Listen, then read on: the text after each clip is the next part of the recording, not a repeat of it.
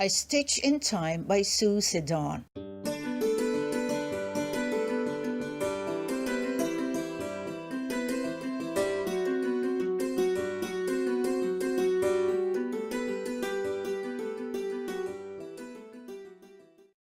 There was once a young princess called Kate. She lived with her parents and her brothers in a beautiful, high-towered palace set on the side of a hill above a wide silver river. In the mornings, Kate learned to play music and dance in the great hall. In the afternoons, she went to her grandmother's private rooms with their huge arched windows that looked down over the green palace gardens to the glittering river, and she learned to sew. Kate's grandmother sewed the most wonderful embroideries anyone had ever seen. They were fantastic pictures in silk and wool of flowery gardens, splendid gods and goddesses, handsome knights, and extraordinary monsters.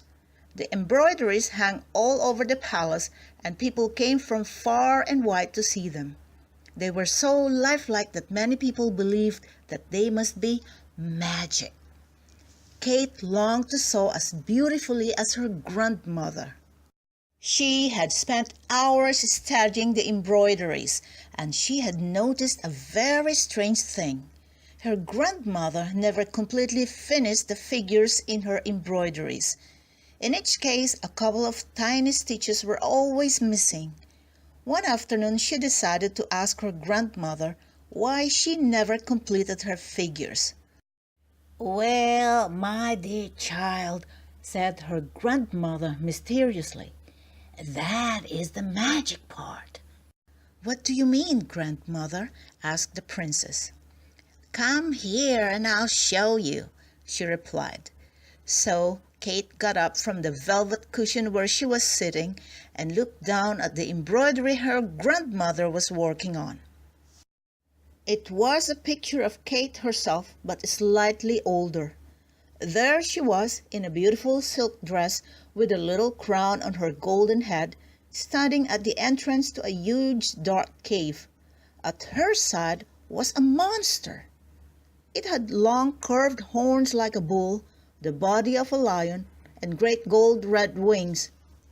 "Oh, grandmother," Kate cried, "it's a wonderful monster." She looked closer. "I can see where you haven't finished it," she said. "Look, there are some stitches missing from its feet." "You have got sharp eyes," laughed her grandmother. Then she grew serious. "I have a very special reason for always leaving a little bit of the figures in my embroideries unfinished, my dear," she said. "And it is a magic reason. You see, if I did finish any of them, they might become more than just embroideries." "You mean they would come to life?" gasped Kate. "Well, they might," said her grandmother. She would say no more, so Kate changed the subject. "What's going on in this space?" she asked. "Oh, that's for the prince," said her grandmother, smiling. "Really? Is it going to be the man that I'll marry?" We'll see," murmured her grandmother. But Kate knew that it was. "I can't wait for you to finish it so that I can see him," she said. "Please, may I help you?" "Well, yes, I think you may," said the old lady. So Kate carried on sewing the brightly colored little flowers at the feet of the monster, while her grandmother embroidered the prince. They continued to sew together, happy in each other's company. The sun was setting over the silver river when Kate's grandmother decided it was time to stop. She looked down to see how her granddaughter was getting on. To her horror, she saw that Kate was about to sew in the very last stitch on the monster. "No!" she cried, but it was too late. Kate had finished the stitch. There was a great blue flash, and the embroidery was twisted out of their hands. It flew up into the air and began to spin around in the center of the room. Faster and faster it spun like a whirlwind. Then gradually it began to slow down and change shape.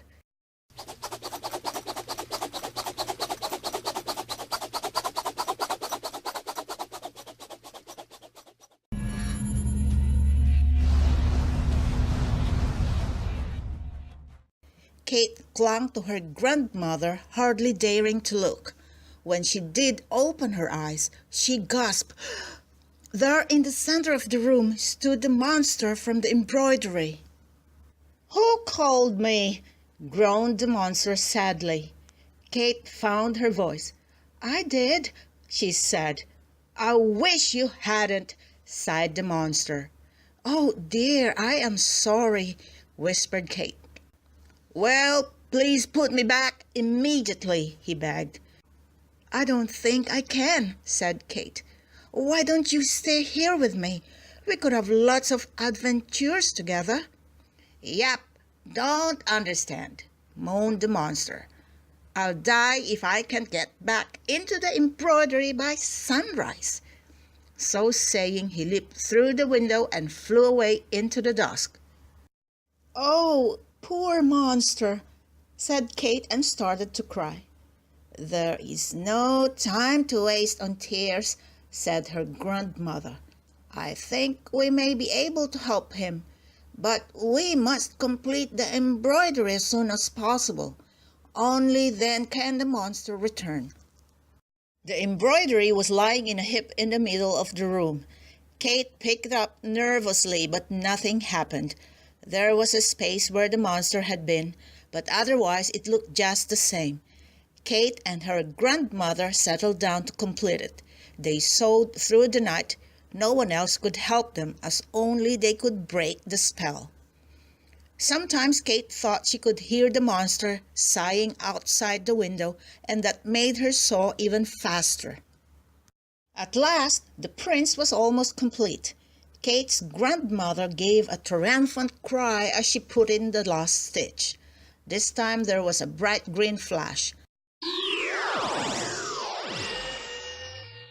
The embroidery flew out of their hands and started to spin like a whirlwind.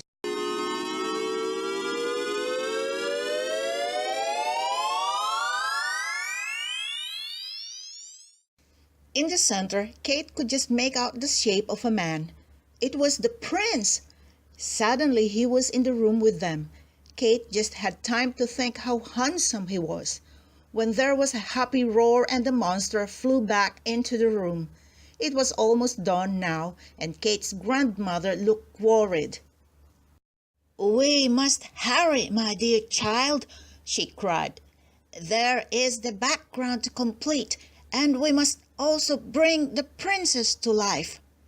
It was Kate who sewed the final stitch into the princess. There was a dazzling yellow flash, and there was Kate.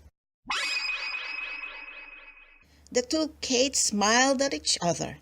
Then the embroidery princess joined the prince and the monster, anxiously waiting by the great windows. Kate and her grandmother continued to sew. The sky was colored with the first pink rays of the rising sun when her grandmother finished the last flower. This time there were no bright flashes. Instead, there was the sound of birds singing, and before their eyes, the room changed into the beautiful garden of the embroidery. Bees buzzed through brilliant red poppies, and glorious butterflies hovered over twinkling streams. "Home, sweet home!" cried the monster as he bounded into the dark cave in the center of the flowery garden. The prince and princess waved goodbye as they stepped into the garden after him. The next moment, the sun was streaming in through the great arched windows, and the embroidery picture had gone. "Now you must promise me never to meddle with my magic again, Kate," said her grandmother. "I will sew the picture again, and when you are a little older, I promise that I'll put the last stitch in your prince and he'll come back to marry you." And do you know that's just what happened? And the monster?